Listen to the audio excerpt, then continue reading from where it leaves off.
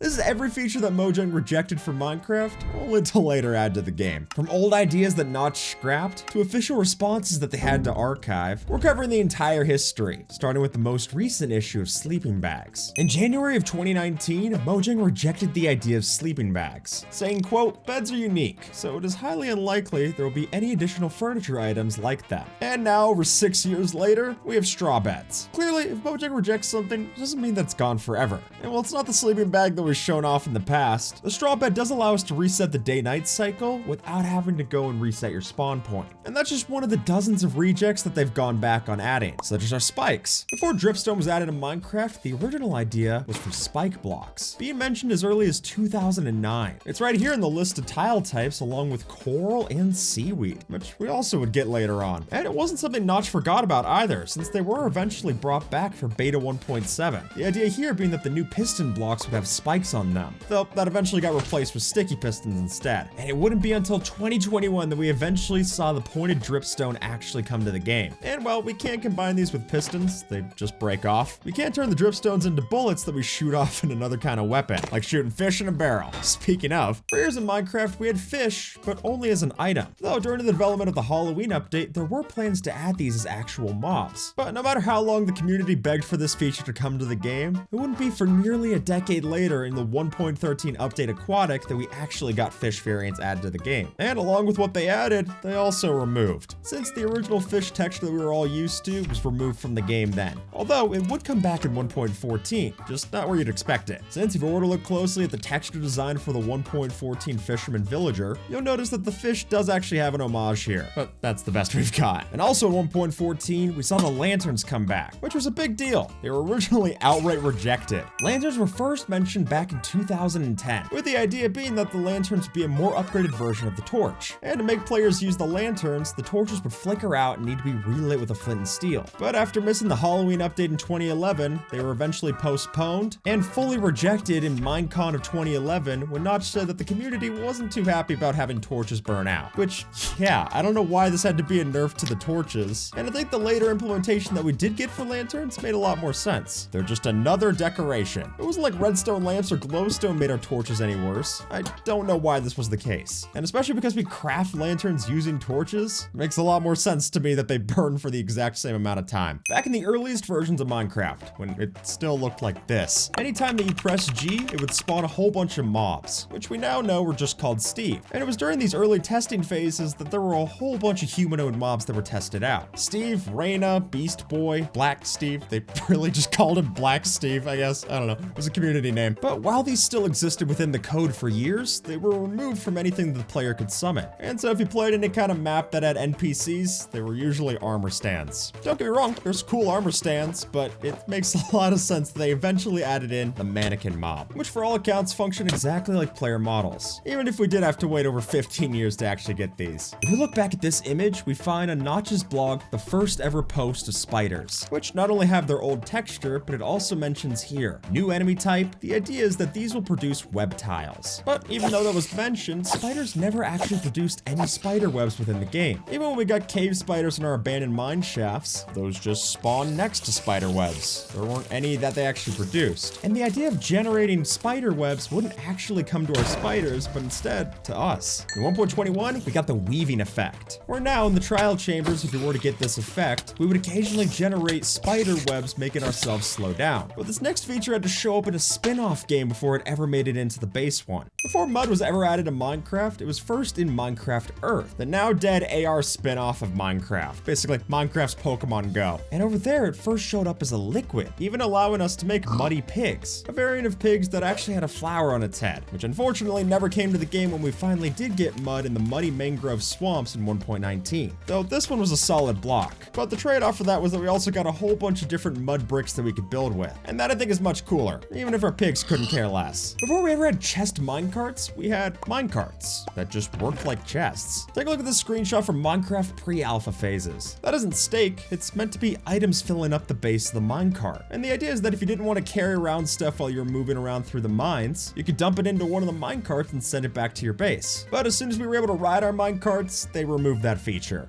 Although when they did remove it, they added in a chest to the model in the same update that they removed the ability to store items. That's why we have alpha phase surprises, I guess. None of this was intentional. But we would eventually get our chest minecarts with proper functionality later in Minecraft Alpha, which wasn't the only mistake Mojang made to the transportation. Since during 1.6.1, the horse update, we actually got specifically made horse saddles. And the difference for these ones was that we could actually craft them, but we could only do it for 2 snapshots, since just shortly after they were removed in 2013, and we went back to the regular saddles for our horses. But in the Chase the Skies drop, we were eventually able to craft these saddles properly. And thankfully, the price got cheaper too. Only 3 leather and 1 iron ingot compared to the 5 leather of the old horse saddle. It's maybe the only thing that's gotten cheaper as I've gotten older. Well, that and our stairs. Since when the stonecutter was added in Java 1.14, it completely changed the cost of crafting stair blocks. Now it wasn't 6 blocks for 4, it could be 1 block for 1 stair. A much better trade-off. And it's a lot better than our stonecutter used to be. Since before it looked like this saw blade version, we originally had the stonecutter block that we saw back in Pocket Edition. If you crafted cobblestone like you would into a crafting table, and the reason this was added to Pocket Edition was because the old crafting system needed an easier interface to craft these more complicated blocks. But by November of 2015, they reverted it all to just happen on top of the crafting table, and the stonecutter was removed. But not fully. You could still get it in creative mode. Just don't expect it to do much. One fan suggested to Mojang that the bed cover should change to the color of wool that we used to craft. But unfortunately, Jeb said back then that there weren't enough bits available to have different bed colors. And if that was true, it was only true back in 2011. Since ever since the World of Color update, we've been able to make any of these different bed colors. But really, why would you ever need a bed different than red? I get why they stopped at perfection. What's even crazier is just a day after Jeb rejected the colorful beds, he also mentioned in a tweet the abandoned project of crying obsidian. The original idea for this was that we would craft it using lapis lazuli and then turn it into a charged spawn point obelisk. But you never heard of it because instead we got beds. And only 1 color for now. But with the nether updates in 1.16, when the respawn anchor was added as a way to respawn in the nether, crying obsidian came back as the perfect block to add. Though according to Mojang developer Brandon Pierce, it wasn't just because of the player demand, it was actually because they needed cracked obsidian for the ruined nether portals. And sure, whatever you say, I'm just glad that it came to the game. Along with another initially rejected feature, pigmen. There's been a long history of pigmen within Minecraft. Originally, these were supposed to be our villagers. It was suggested by someone in the community, and they even made skins for both a regular and tribal version. You can even find it within the game's files. But when they were rejected for the testificate villagers, the idea eventually came back with zombie pigmen. But while those are zombified, the actual living versions of pigmen eventually came to the game with the piglins that we saw in 1.16. And hey, much like our villagers, we could actually barter with the piglins too. And it's funny to picture just how different Minecraft would have been if we didn't have these added to the game. I mean, it's the whole villain in the Minecraft movie. So we're gonna just one little idea could completely change the course of this history. Or how one little joke eventually becomes an actual feature. The first ever April Fool's joke for Minecraft were the locked chests, or by their other name, the Steve Co. Supply Crate, which was a block that wasn't supposed to do anything except to just direct players to the Minecraft store. Because yeah, imagine the idea of microtransactions in Minecraft. Anyway, you can use my affiliate code at the Minecraft store to get While the locked chests were removed from Minecraft beta, we did eventually get back chests with new NBT data that allowed us to lock them. And would you look at that, we could even set up a key, one that you didn't have to pay extra for. When originally the idea came up to increase the Minecraft world height, Notch rejected it. At that time, it was for technical reasons. And then again, it was brought up later by Ryan Holtz, but in discussing with Eric, another developer, they decided they couldn't implement it due to the difficulty of solving problems such as the occlusion of skylight. I think is another fancy way of saying technical reasons. And technical reasons actually did end up being a good excuse, since while these were added in the Caves and Cliffs update of 1.18, the whole reason we had to wait until 1.18 was because the update got split in 2. The world generation alone was too big to have in the original summer update. This is how lecterns were originally supposed to look in Minecraft, which is crazy because the original concept dates back 7 years before lecterns finally made it to the full game. It was a passion project for Dinnerbone. You have to think, by this point in Minecraft we had written books, so we needed a way to easily read them. But when he ran into problems with developing it, he scrapped the idea. Only to mention it later in a Reddit AMA, but scrapped it again because it didn't feel right. Well, there goes another year of development. But lucky for us, and for Dinnerbone, he'd finally reveal that the lectern was once again in development in October of 2018, giving us the full lecterns with a new texture in the 1.14 Village and Pillage update. Zombie horses might not have been outright rejected, but they definitely weren't added fully, since even though they've been in the game's code since 1.6 back in 2013, they never spawned down naturally. Even as they got multiple different subtle changes to the background, they still were never added.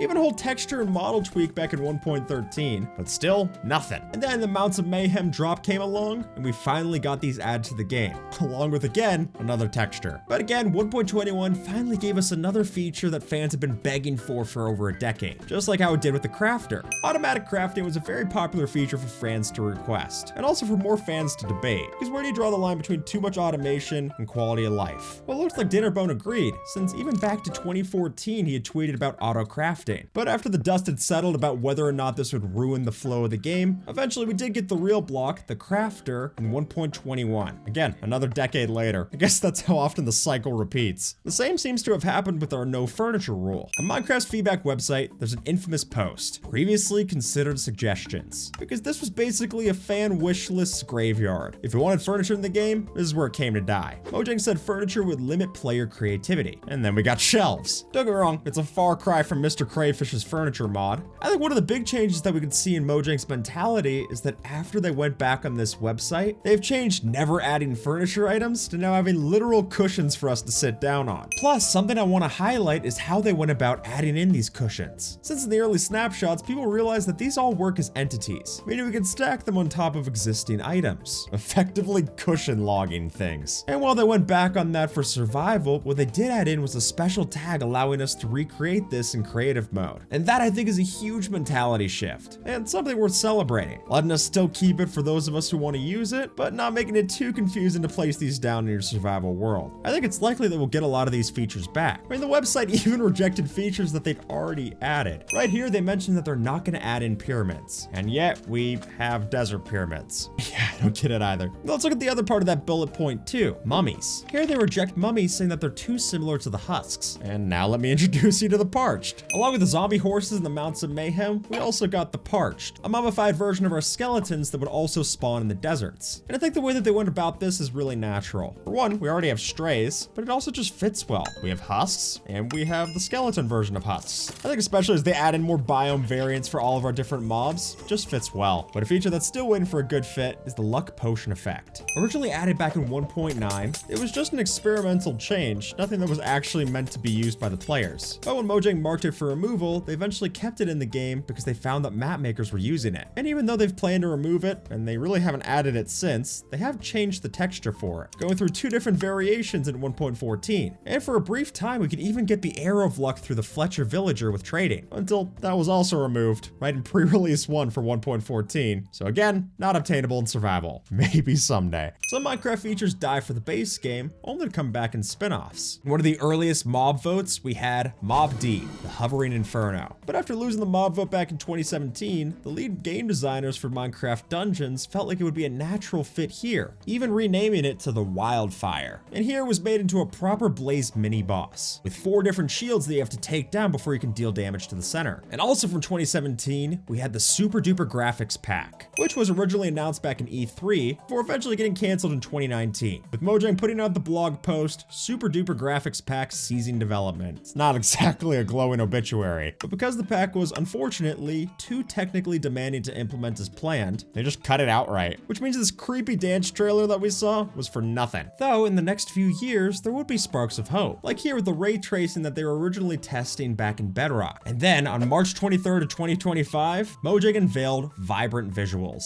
giving us the same core features as the Super Duper Graphics Pack, but only for Bedrock, at least for now. When Mojang was first designing the bee for 1.15, they couldn't decide on the size for it. They went through a lot of different phases, and they showed off a lot of their different looks and concept art that was released on their YouTube channel, until eventually they decided that the bee should have this look and be a half a block in size. They aren't wrong, it's a lot cuter than tiny bees, but they weren't fully set on how the bees would look just yet, since our baby bees would get a change with the other changes to the different mobs in the tiny takeover drop. Now the baby bees are just 5 pixels long, which despite how cute they thought the original ones were, I do have to agree these are cuter. Chest boats have been an often requested feature for Minecraft. I mean, when you have it with minecarts, it's hard not to have it with the more useful option. And this post on the feedback website even got an official reply, saying that if the swamp won the biome vote, this would be added in along with the new changes. And it didn't win the biome vote. Though, while it wasn't something that was a priority then, it would eventually come to the game in 1.19. Now with the new mangrove swamps, we would eventually get chest boats as well, which then means that everything that we got promised in that swamp biome vote trailer also was a rejected feature that came back. Not bad for a second place finish. I'm just glad the frogs got the redesign. When Netherite armor was first mentioned, it was originally shown off with armor trims, only for that to be walked back in this tweet by Jappa. We can even see more of the original look for Netherite armor, matching a lot closer to diamond armor with trims in this short that was posted to Mojang socials. And while that was removed, we would later get armor trims added into all of our armor, not just Netherite. And with the help of the right smithing templates, we can actually get a look pretty similar to the original armor. But I think the biggest redesign in the Nether update has to come with our lava boats. For years, fans had requested the idea that we could have some way of riding on top of the lava similar to our water in the overworld. And Mojang rejected and basically teased this whole notion, adding an obsidian boat in the Love and Hugs update for the April Fool's snapshot that whenever you ride in it, just sinks down to the ground. But while they didn't intend to add in an obsidian boat, they did add in some way to ride across the lava, eventually giving way to the idea of the Striders, which ever since snapshot 20W14A have been able to move as fast as a boat's speed on water, making the comparison even more obvious. Losing a community vote no longer means they are gone forever. And so, even though the Copper Golem was gone in 2021, it was eventually revisited by Mojang to come back in the Copper Age drops. I mean, 1.21 was very copper focused, so there was a glaring omission not having this guy here. Along with a reworked functionality, no longer randomly pressing buttons, but instead actually sorting your items into chests. If that was part of the original pitch, I think it would have been a better sell against the LA. Back when Moss was being designed for Minecraft in 2021, King B-Dogs tweeted out about wanting to make the idea of having moss layer on its tile texture onto other items, making it less of a moss carpet and more of a creeping moss, which of course was eventually remade into the pale moss that we saw with the Pale Garden, which literally creeps up the block texture of any block that you place it on. Perhaps the most famous rejected feature to Minecraft were the fireflies. It was a big thing of controversy, originally shown off for the 1.19 Wild update. These were meant to be mobs, just a simple thing for ambience, and they get swallowed up by frogs. But after it was pointed out to Mojang that frogs eating fireflies is actually poisonous, they were then scrapped, also getting rid of what could have been a performance nightmare, according to Mojang. And speaking of someone who was making videos at that time, the backlash was bigger than you'd expect. But in the Spring to Life update, we would eventually get fireflies back, just not as a mob. Now they're a particle that emit from the firefly bush blocks. And the frogs don't eat them, but they will eat magma cubes. I'm still not sure if that's safer. And in that same Minecraft Live, we got another feature that would eventually get removed, and another controversy along with it, the Birch Forest Overhaul. Coming with it, the famous line from Mojang, concept art is not a commitment. Which, even though we haven't gotten these kinds of Birch Forest overhauls, we have gotten similar versions of the features. For one, fallen trees like this have existed in Bedrock for years, but now they're finally in Java from the Spring to Life drop. And the shelf fungus that we see growing on the trees here, that's planned to be coming to our dappled forest in the next update. So who knows? Concept art isn't a commitment, but it might not be a closed door either. For over a decade, Mojang didn't make a lot of changes to the baby mobs. They were just scaled down versions of the adult. But with the tiny takeover, we finally saw these babies get a big change. And key among those were changes to our baby dolphins, which had also been rejected in the previously considered suggestions website. Adding even more proof that this website isn't at the front of Mojang's mind anymore. When copper was first added to Minecraft, Mojang put out this video on Ask Mojang answering whether or not we'd get copper armor. But the answer from Mojang developer Corey was this. We want to make sure that every tier of tool that we add to the game adds value, and we want to make sure that every item and block that we add to the game has its own unique purpose. And when we finally got copper armor, did it have that unique purpose? Well, I don't know. We definitely didn't get anything as cool as what Simply Sark had suggested, letting the armor charge up with electricity. And it also doesn't oxidize while you're wearing it. It does give you a slightly easier way to get armor than iron, but the keyword's slightly. Hey, even if it's not the most useful, I'm still happy to see it. Because for some players who like to go a little bit more leisurely, this is a big change. It's a safer way to get kitted up. And for that, I'm always going to be happy that a new feature gets added in. And in that same post banning our baby dolphins, we also saw that Mojang said we'd never get drowned dolphin jockeys, which to their credit, we didn't. At least, they're not riding dolphins. And instead, with the advent of the Nautiluses and Mounts of Mayhem, we then got away for our drowned jockeys, even bringing back the tridents that they were banned from holding on other jockey concepts. And so, if Mojang's changing their tune on the previously considered suggestions, does that mean that there's hope for vertical slabs? Well, this conversation with Jeb seems to imply something. It was shortly after this conversation on Blue Sky where Jeb actually turned that shocked emoji into making this website archive, even doubling down saying that he spoke with the community manager, and they're gonna look into it when there's time. But considering how many times we've had to wait over a decade for some of these features to come back, I wouldn't hold my breath.